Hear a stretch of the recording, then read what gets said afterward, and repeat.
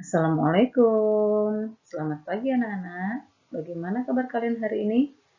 Bu Guru harap kalian semua dalam keadaan sehat dan tetap semangat ya.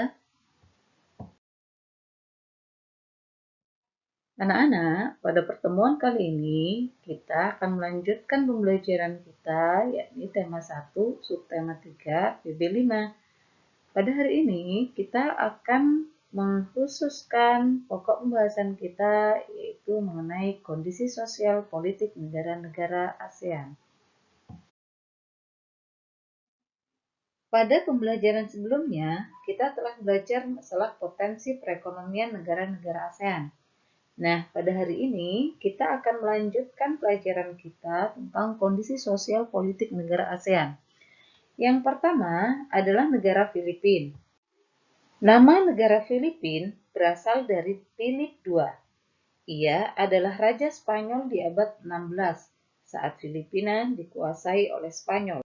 Sebenarnya, Filipina sudah memiliki pemerintahan sendiri pada tahun 1935. Akan tetapi, kemerdekaannya tersebut tertunda akibat Perang Dunia II dan serangan dari tentara Jepang. Hingga pada tanggal 4 Juli 1946, Filipina barulah memproklamasikan kemerdekaan negaranya. Yang kedua adalah negara Indonesia. Indonesia adalah negara kepulauan yang memiliki wilayah terbesar di Asia Tenggara. Indonesia memiliki lebih dari 16.000 pulau. Indonesia juga terdiri dari berbagai suku, agama, dan budaya. Ada ratusan suku serta ratusan dialek di seluruh wilayah Indonesia.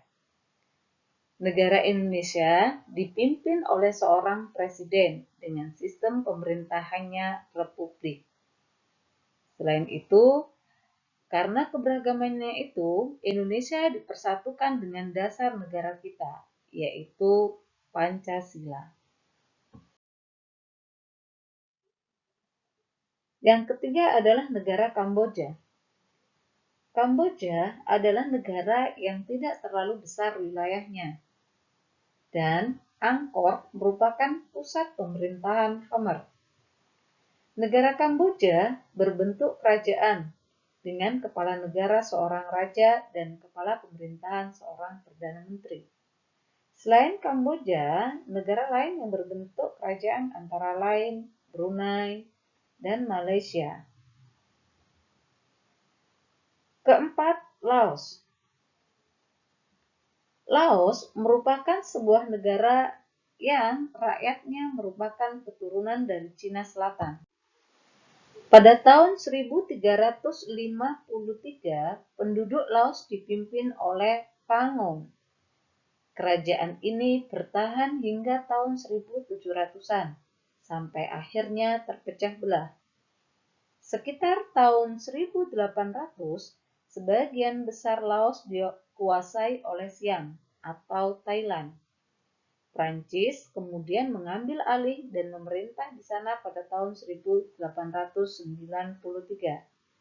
Pada tahun 1954, Perjanjian Jenewa menetapkan Laos sebagai sebuah negara yang bebas dan netral.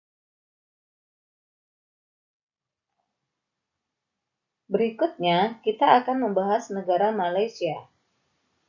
Malaysia pernah dikuasai Jepang. Pada Perang Dunia Kedua, Jepang menguasai Malaka. Namun, Inggris kemudian berhasil menguasai Semenanjung Malaya pada tahun 1945. 3 tahun kemudian, Federasi Malaya dibentuk. Pada tahun 1957, Federasi Malaya berhasil mendapatkan kemerdekaannya, dan sekarang Malaya dikenal dengan sebutan Malaysia. Berikutnya adalah negara Myanmar. Sekitar tahun 1948, Myanmar pernah menjadi negara merdeka dengan sistem demokrasi parlementer. Namun, pada tahun 1958, pihak militer mengambil kekuasaan negara. Setelah itu, Myanmar menganut sistem satu partai politik dan meninggalkan sistem demokrasi parlementer. Yang ketujuh adalah Singapura.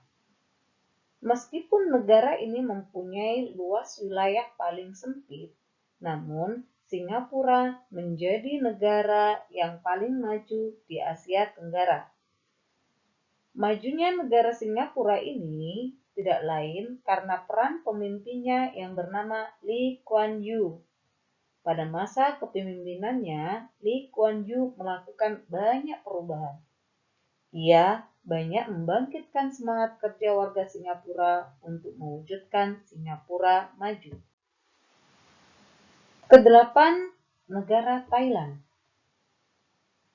Thailand adalah satu-satunya negara di Asia Tenggara yang tidak pernah dijajah bangsa Eropa. Negara Thailand juga memiliki banyak julukan, di antaranya negara lumbung padi, negara seribu pagoda, dan negara gajah putih. Thailand sendiri memiliki arti tanah kebebasan. Sejak tahun 1932, Thailand menganut sistem monarki konstitusional yang dipimpin oleh seorang raja. Raja kemudian memilih Perdana Menteri dari anggota Dewan Perwakilan. Yang kesembilan adalah Vietnam. Vietnam merupakan negara sosialis. Negara ini dipimpin oleh Partai Komunis Vietnam. Presiden merupakan kepala negara yang sekaligus menjadi pemimpin militer.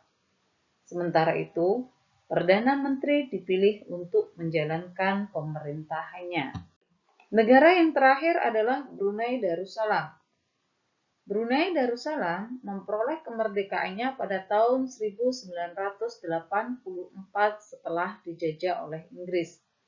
Sistem pemerintahan Brunei Darussalam adalah Kesultanan Islam dengan seorang sultan sebagai pemimpinnya. Nah, anak-anak, itulah tadi negara-negara anggota ASEAN yang sudah kita bahas satu persatu.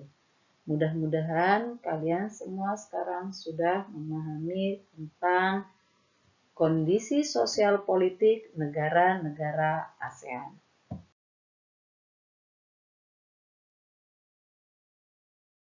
Tugas kalian sekarang adalah mengerjakan latihan di buku MDT halaman 142 level 1 yang A, B, dan C.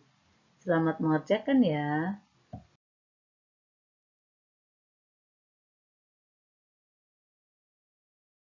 Sekian pembelajaran kita untuk hari ini. Terima kasih atas perhatian kalian dan sampai jumpa pada pembelajaran berikutnya.